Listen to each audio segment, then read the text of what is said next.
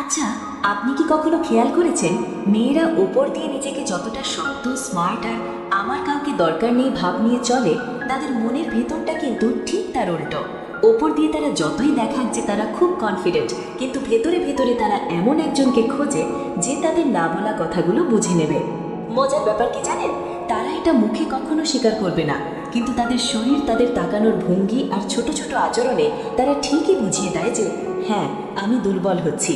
আর একজন পুরুষ হিসেবে আপনি যদি এই সিগন্যালগুলো একবার ধরে ফেলতে পারেন, তাহলে বিশ্বাস করুন পুরো খেলাটাই আপনার হাতে চলে আসবে।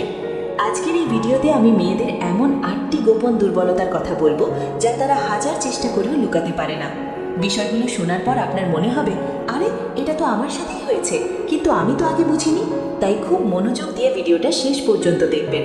আর হ্যাঁ, মূল আলোচনায় যাওয়ার আগে একটা ছোট্ট অনুরোধ, আপনি যদি মানুষের মনস্তত্ত্ব এবং এই ধরনের গোপন সাইকোলজি সম্পর্কে জানতে আগ্রহী হন, তাহলে এক্ষুনি ভিডিওটিতে একটি লাইক দিয়ে দিন এবং চ্যানেলটি সাবস্ক্রাইব করে আমাদের পরিবারের অংশ হয়ে যান, কারণ আজকের আলোচনা আপনার চিন্তা ভাবনা পুরোপুরি বদলে দেবে। চলুন আর দেরি না করে মূল রহস্যগুলো জেনে নেওয়া যাক। দেখুন, আমাদের সমাজে বা ইউটিউবে আপনারা হয়তো অনেক ভিডিও দেখেছেন যার টাইটেল থাকে মেয়েদের পাগল করার উপায় বা নারীর মনের গোপন রহস্য। এই ধরনের ভিডিওতে অনেক কিছুই বলা হয়, কিন্তু আজ আমি আপনাকে যেটা বলবো সেটা কোনো বানানো গল্প নয়, এটা হলো পিওর হিউম্যান সাইকোলজি। আমি এখানে সেই 8টি সাইকোলজিক্যাল পয়েন্ট নিয়ে কথা বলবো যা একটা মেয়েকে আপনার প্রতি মানসিকভাবে এবং শারীরিকভাবে দুর্বল করে তোলে। 1. চোখের ভাষা বা আই কন্ট্যাক্ট বা চোখের দৃষ্টি। সবার আগে যেটা আসে সেটা হলো চোখের ভাষা। কথা বলার সময় আমরা কি বলি তার চেয়ে বেশি গুরুত্বপূর্ণ হলো আমরা কিভাবে তাকাই। যখন কোনো মেয়ে আপনাকে পছন্দ করতে শুরু করে বা আপনার প্রতি দুর্বল হয়, তার প্রথম লক্ষণ ফুটে ওঠে তার চোখে।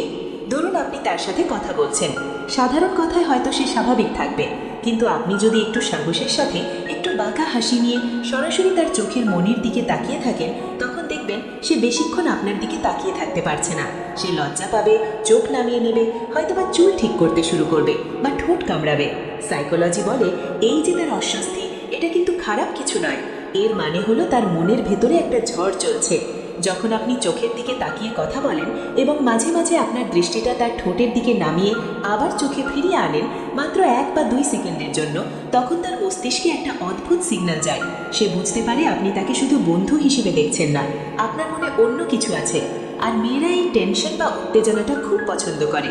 সে মুখে হয়তো কিছুই বলবে না, কিন্তু তার হার্টবিট বেড়ে যাবে। সে চাইবে আপনি এভাবেই তার দিকে তাকিয়ে থাকুন। এই আই কন্ট্যাক্ট হলো এমন একটা অস্ত্র যা কোনো স্পর্শ ছাড়াই তাকে আপনার প্রতি দুর্বল করে দিতে পারে। 2. স্পর্শের magic, the power of touch. দ্বিতীয় যে বিষয়টি খেয়াল করবেন তা হলো স্পর্শ। মেয়েরা কিন্তু যাকে তাকে ছোঁয় না, বা কেউ তাকে হুট করে ছুঁলে সে পছন্দও করে না, কিন্তু যখন সে আপনাকে পছন্দ করে তখন বিষয়টা পুরোপুরি আলাদা হয়ে যায়।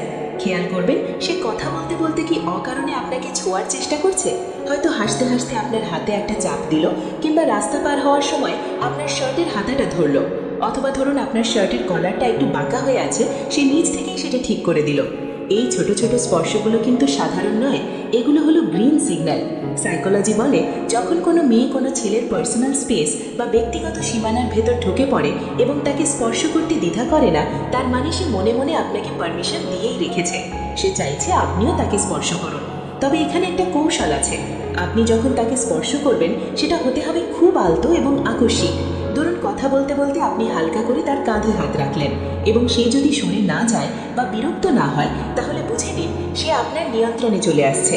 স্পর্শের এই ভাষাটা যে বুঝতে পারে, তার জন্য বাকি পথটা খুব সহজ হয়ে যায়। 3. গোপনীয়তা বা প্রাইভেসির প্রতি আকর্ষণ। প্রত্যেকটা মেয়েই চায় তার জীবনে এমন একটা গল্প থাক যা কেউ জানবে না। তারা এমন কাউকে খুঁজে যে তাদের সিক্রেট কিপার বা গোপনীয়তার রক্ষক হবে। যখন কোনো মেয়ের মনে হয় যে আপনার সাথে সে তার মনের সব কথা বলতে পারছে এবং এই কথাগুলো আপনারা দুজন ছাড়া আর কেউ জানবে না, তখন সে আপনার উপর মানসিকভাবে অসম্ভব নির্ভরশীল হয়ে পড়ে। মেয়েরা আসলে একটু দুষ্টু বা রোমাঞ্চকর সম্পর্কের ফ্যান্টাসি করে, যেখানে সমাজ বা অন্য কেউ নাক গলাবে না। যখন সে আপনাকে বলে আজকে বাসায় কেউ নেই, বা আমার খুব বোরিং লাগছে, কথা বলার কেউ নেই, তখন সে আসলে আপনাকে টেস্ট করছে। সে দেখতে চায় আপনি এই সুযোগটা কিভাবে নেন। আপনি যদি তাকে এটা বোঝাতে পারেন যে আপনার কাছে তার সব সিক্রেট সেফ এবং আপনি তাকে জাজ করবেন না, তখন সে তার ভেতরের বুনো ইচ্ছাগুলো আপনার সামনে প্রকাশ করতে শুরু করে। এই যে মেয়েদের দুর্বল করার কৌশল, এটা আসলে আর কিছুই নয়। এটা হলো তাকে বিশ্বাস করানো যে আমার সাথে তুমি যা খুশি করতে পারো, এটা আমাদের মধ্যেই থাকবে। যখন এই বিশ্বাসটা তৈরি হয়, তখন একটা মেয়ে নিজে থেকেই সেই বাউন্ডারি বা সীমানাগুলো ভেঙে দেয় যা সে অন্যদের জন্য তৈরি করে রেখেছে। 4. ফ্যান্টাসির জগৎ, আনস্পোকেন ফ্যান্টাসিজ। মেয়েরা বাইরে থেকে যতই সাধু সেজে থাকুক, তাদের প্রত্যেকের মনের ভেতরে একটা ফ্যান্টাসির জগৎ আছে। তারা প্রায়ই কল্পনা করে এমন একজন পুরুষের কথা যে হবে ডমিনেন্ট বা প্রভাবশালী, যে তাকে শাসন করবে কিন্তু ভালোবাসবে, যে সিদ্ধান্ত নেবে এবং তাকে গাইড করবে। সমস্যা হলো আমাদের সমাজের ভয়ে তারা এই ফ্যান্টাসিগুলো কারো সাথে শেয়ার করতে পারে না। এখন আপনি যদি কথার ছলে তাকে বোঝাতে পারেন যে আপনি তার সেই ফ্যান্টাসির পুরুষ হতে পারেন, তাহলে সে চুম্বকের মতো আপনার দিকে ছুটে আসবে। ধরুন সে বলল, আমি সহজে ছেলেদের বিশ্বাস করি না। তখন আপনি যদি একটু দুষ্টুমি করে বলেন, আসলে তুমি সেই ছেলেটাকেই খুঁজছো যে তোমার এই বিশ্বাস না করার ভানটাকে ভেঙে দিতে পারবে, দেখবেন সে হেসে ফেলবে। যখন আপনি তার মনের সুপ্ত ইচ্ছাগুলোকে কথার মাধ্যমে উস্কে দেন, তখন সে ভাবে এই ছেলেটা আমাকে কতটা ভালো চেনে, আর এই অনুভূতিটাই তাকে আপনার প্রতি দুর্বল করে দেয়। সে তখন চায় যে আপনি সেই ফ্যান্টাসিগুলোকে বাস্তবে রূপ দিন। 5. নিষিদ্ধ জিনিসের প্রতি টান, ফরবিডেন ফ্রুট এফেক্ট। এটা মানুষের একটা স্বভাবজাত প্রবৃত্তি, আর মেয়েদের ক্ষেত্রে এটা আরও বেশি কাজ করে। যা কিছু নিষিদ্ধ, যা কিছু সহজে পাওয়া যায় না, তার প্রতি মানুষের আকর্ষণ সবসময় বেশি থাকে। এটাকে সাইকোলজিতে বলে ফরবিডেন ফ্রুট এফেক্ট। আপনি যদি সবসময় তার জন্য অ্যাভেলেবল থাকেন, ডাকলেই হাজির হয়ে যান, মেসেজ করলেই সাথে সাথে রিপ্লাই দেন, তাহলে আপনার দাম তার কাছে কমে যাবে। কিন্তু আপনি যদি একটু ব্যস্ততা দেখান, নিজেকে একটু রহস্যময় রাখেন, তখন সে আপনাকে পাওয়ার জন্য পাগল হয়ে যাবে। মেয়েরা সেই ছেলের প্রতি বেশি আকৃষ্ট হয় যাকে অন্য মেয়েরাও পছন্দ করে বা যাকে পাওয়া একটু কঠিন।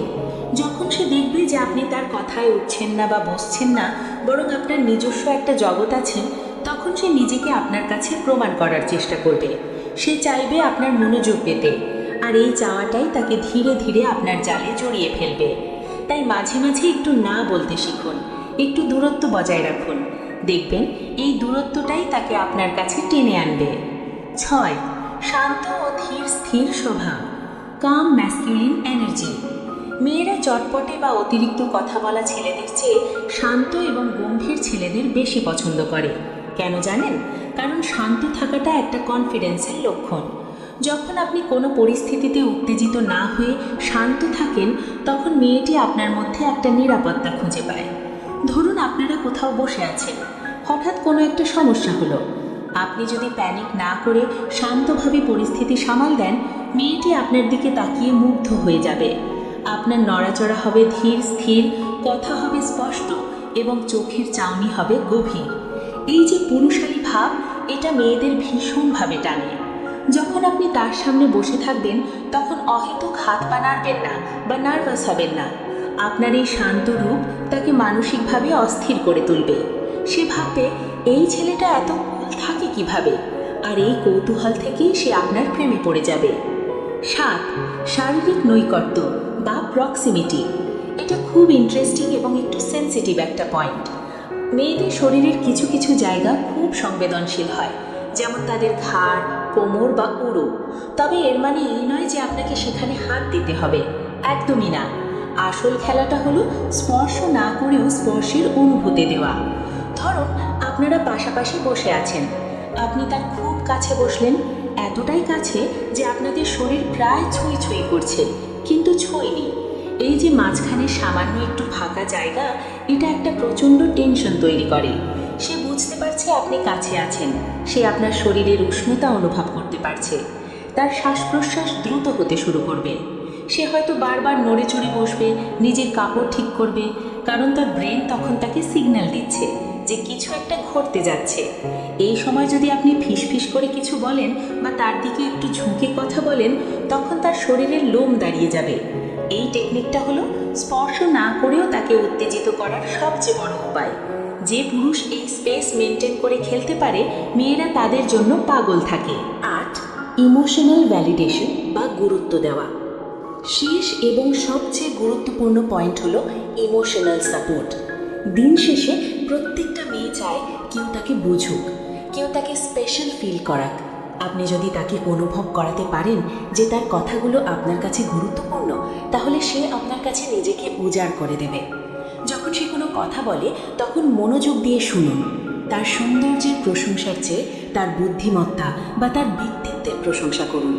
বলুন, তোমার চিন্তাভাবনাগুলো অন্যদের চেয়ে আলাদা, বা তোমার চোখের দিকে তাকালে মনে হয় অনেক না বলা কথা লুকিয়ে আছে। এই ধরনের কথাগুলো তাদের ইগোকে স্যাটিসফাই করে। যখন সে আপনার কাছ থেকে এই মানসিক তৃপ্তিটা পাবে, তখন সে শারীরিকভাবেও আপনার কাছাকাছি আসতে চাইবে। কারণ মেয়েরা ইমোশনের সাথে ফিজিক্যাল রিলেশনকে আলাদা করতে পারে না। আপনি তার মন জয় করতে পারলে শরীর এমনিতেই আপনার কাছে চলে আসবে। তো বন্ধুরা, মূল কথা হলো, মেয়েরা আসলে রহস্যময় কিছু নয়। তারা শুধু চায় কেউ তাদের এই না বলা ভাষাগুলো বুঝুক। তারা চায় এমন একজন পুরুষ যে তাদের চোখের দিকে তাকিয়ে মনের কথা বলে দিতে পারবে, যে স্পর্শ না করেও শিহরণ জাগাতে পারবে, এবং যার কাছে তারা নিরাপদ অনুভব করবে। আপনি যদি এই 8টি বিষয় নিজের মধ্যে ধারণ করতে পারেন, তাহলে দেখবেন যে মেয়েটি এতদিন আপনাকে পাত্তা দিত না, সেই এখন আপনার মনোযোগ পাওয়ার জন্য ছটফট করছে। তবে মনে রাখবেন, এই নলেজ বা জ্ঞানগুলো কিন্তু শুধুমাত্র ভালো সম্পর্কের জন্য ব্যবহার করা উচিত। কারো অনুভূতির সাথে খেলা করা ঠিক নয়। সম্পর্ক গড়ুন বিশ্বাসের ওপর, দেখবেন সেটা অনেক বেশি সুন্দর হবে। আজকের ভিডিওটি যদি আপনার একটুও কাজে লেগে থাকে বা ভালো লেগে থাকে, তাহলে অবশ্যই লাইক করবেন, আর আপনার সেই বন্ধুদের সাথে শেয়ার করুন যারা মেয়েদের মন বুঝতে গিয়ে হিমশিম খাচ্ছে। আর হ্যাঁ, যাওয়ার আগে একটা কথা, এই ধরনের আরও সাইকোলজিক্যাল এবং লাইফ চেঞ্জিং ভিডিও পেতে আমাদের চ্যানেল সাবস্ক্রাইব করতে একদম ভুলবেন না। বেল আইকনটি প্রেস করে দিন, যাতে আমাদের পরবর্তী ভিডিওর নোটিফিকেশন সবার আগে আপনার কাছে পৌঁছে যায়। দেখা হবে পরের ভিডিওতে। ততক্ষণ পর্যন্ত ভালো থাকুন, স্মার্ট থাকুন। ধন্যবাদ।